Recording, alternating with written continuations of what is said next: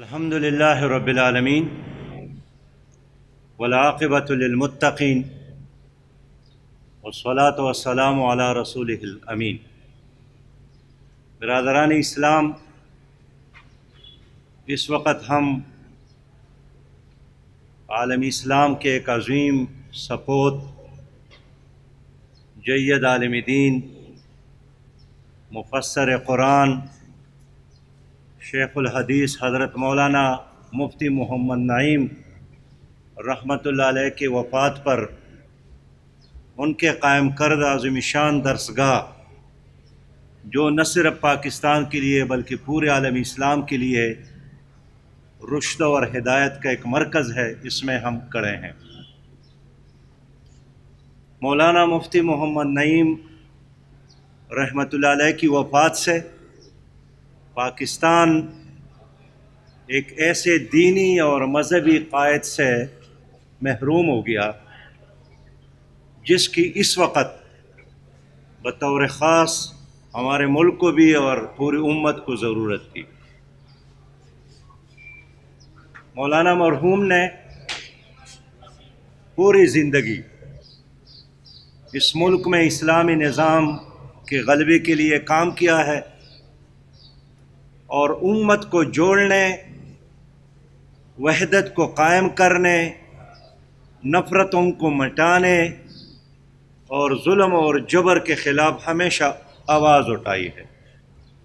ان کے اس عظیم کارناموں پر ہم ان کو خراج تحسین بھی پیش کرتے ہیں، اور اس کے ساتھ ساتھ اس نے علمی کام بھی بہت بڑا کیا ہے، اور نہ صرف پاکستان میں بلکہ پورے دنیا میں ان کے شاگرد، خاص کر اس دارالعلوم سے فارغ التحصیل طلبہ آپ کو ملیں گے، یورپ میں ملیں گے، عرب دنیا میں ملیں گے، وسطی ایشیا میں ملیں گے، جو اسلام کی خدمت کے لیے مصروف ہے، اور ان خدمات کی وجہ سے ہمیں یقین ہے انشاءاللہ تعالی کہ اللہ تعالی اس کی مغفرت بھی فرمائے گا اور ان کے لیے قبر جنت کا باغیچہ بھی ہوگا۔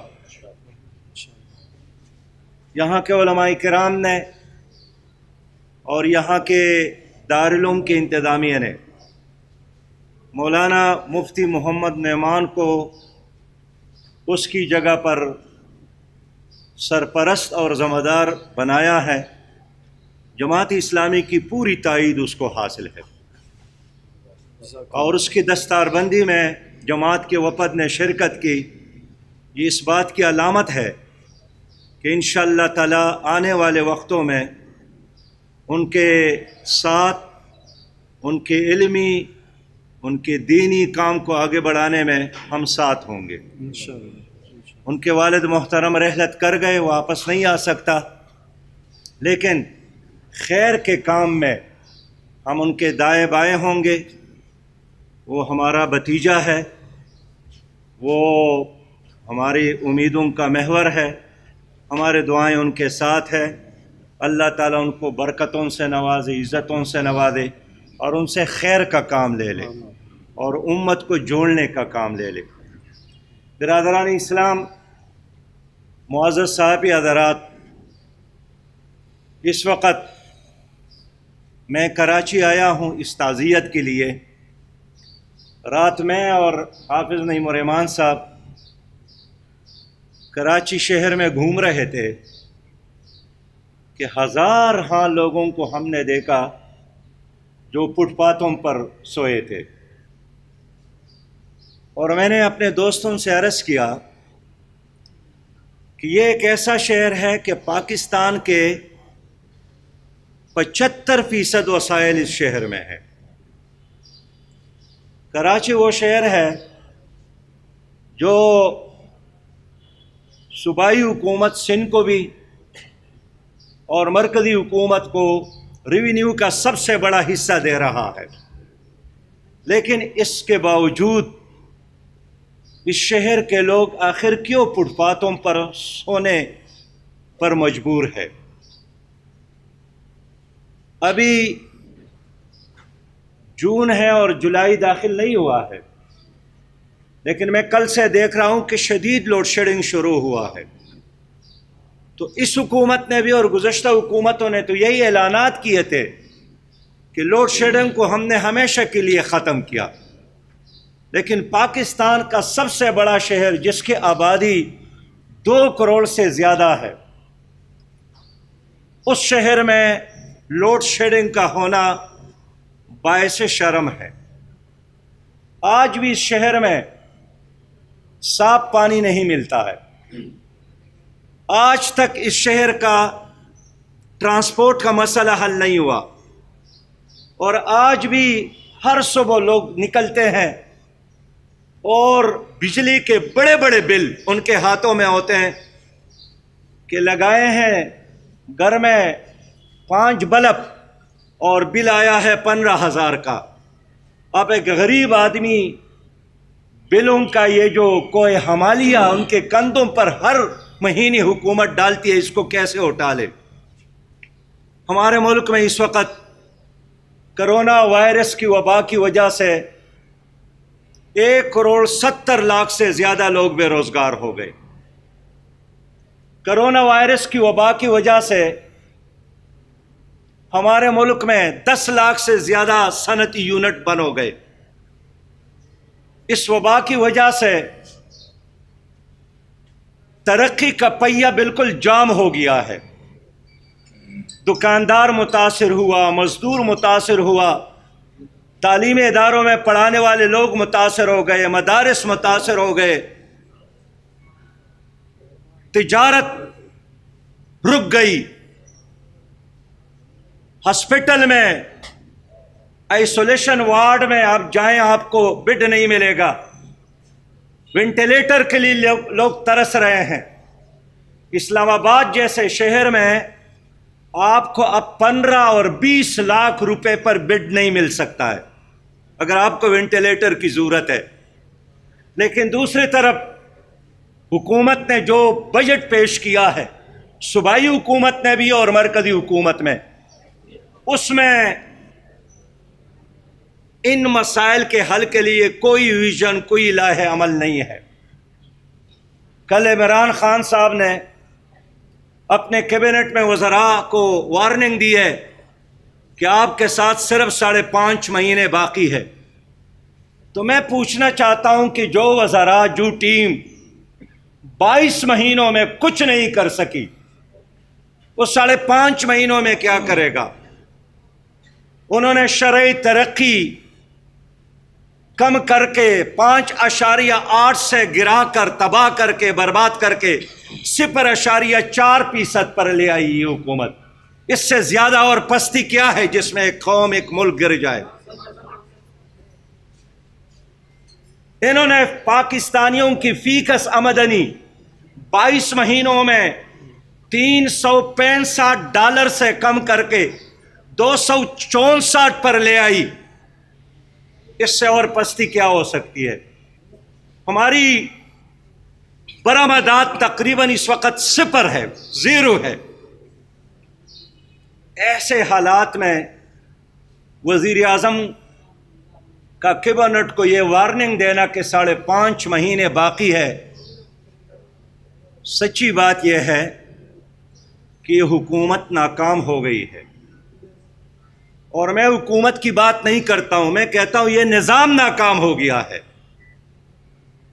یہ حکومت بھی گزشتہ حکومتوں کا ایک تسلسل ہے، نہ کوئی معاشی انقلاب آیا، نہ کوئی سماجی انقلاب آیا، نہ کوئی انصاف۔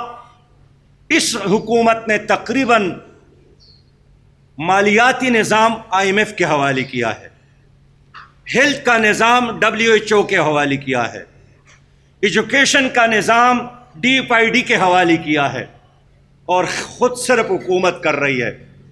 ایک وفاقی منسٹر کا یہ اعتراف کہ ہم آپس میں لڑ رہے ہیں اور اس لیے ڈیلیور نہیں کر سکے، بالکل یہ بات تو اس نے 5 سال بعد کرنے کا تھا، لیکن اس نے انصاف کیا اور 3 سال پہلے اس نے اعتراف کیا اور ہینڈز اپ کیا کہ ہم ناکام ہو گئے ہیں۔ تو یہ نظام ناکام ہے۔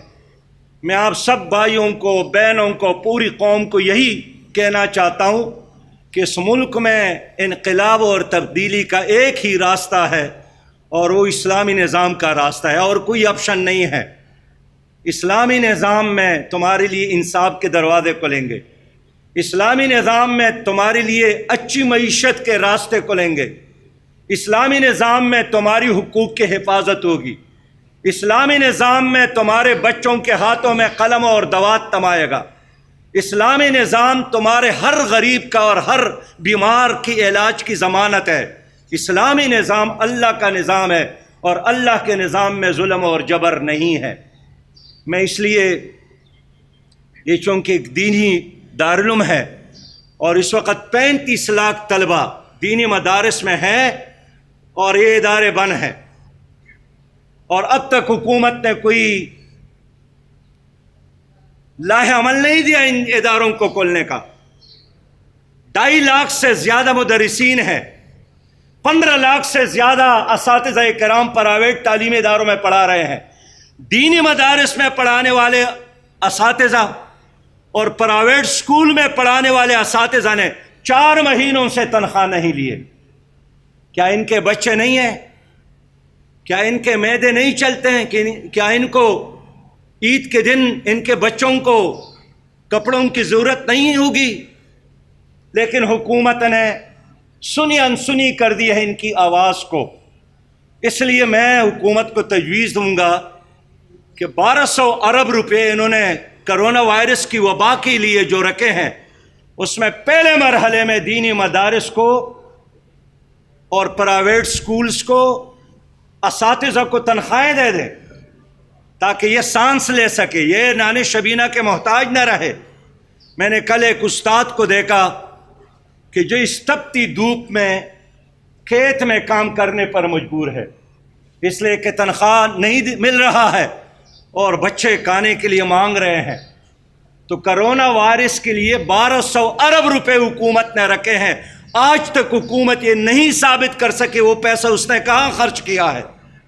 یہ کہتے ہیں ہم نے 70 بلین اس بجٹ میں رکھا ہے کرونا وائرس کے متاثرین کے لیے، تو سب سے زیادہ متاثر تو یہ ادارے ہو گئے۔ اب بنگلہ دیش جیسے غریب ملک نے بھی اپنے جی ڈی پی کا کل آمدنی کا 10% کرونا وائرس کی اس وبا کے مقابلے کے لیے رکھا ہے۔ ہندوستان نے جی ڈی پی کا 10% اس کرونا وائرس کے وبا کے لیے رکھا ہے، اور آپ کی حکومت نے تعلیم کی بجٹ میں بھی کمی کی، صحت کی بجٹ میں بھی کمی کی، اور صرف 70 ارب روپے کرونا وائرس کے متاثرین کے لیے۔ میں سمجھتا ہوں یہ حل نہیں ہے۔ اب حکومت کو سنجیدہ ہونا چاہیے، اپنی ذمہ داریوں کا احساس کرنا چاہیے، اور جو وعدے اور اعلانات کیے ہیں، میں مدینہ کی اسلامی ریاست کی بات نہیں کروں گا اس لیے کہ ان سے ان کا توقع ہی عبث ہے، لیکن وہ جو کروڑوں کو نوکریاں دینے کا، لاکھوں کو مکانات دینے کا، نئے لوگوں کو نہ بھی دے دے لیکن جو پرانے لوگ زندگی گزار رہے ہیں ان سے کم نہ چھین لے۔ میں ایک بار پھر مفتی نعمان صاحب کو تسلی دیتا ہوں، انشاءاللہ تعالی زندگی کے اس سفر میں وہ تنہا نہیں ہوں گے۔ پوری اسلامی تحریک جماعت اسلامی ان کے ساتھ خیر کے ہر کام میں انشاءاللہ معاونت کرے گی۔ بہت شکریہ۔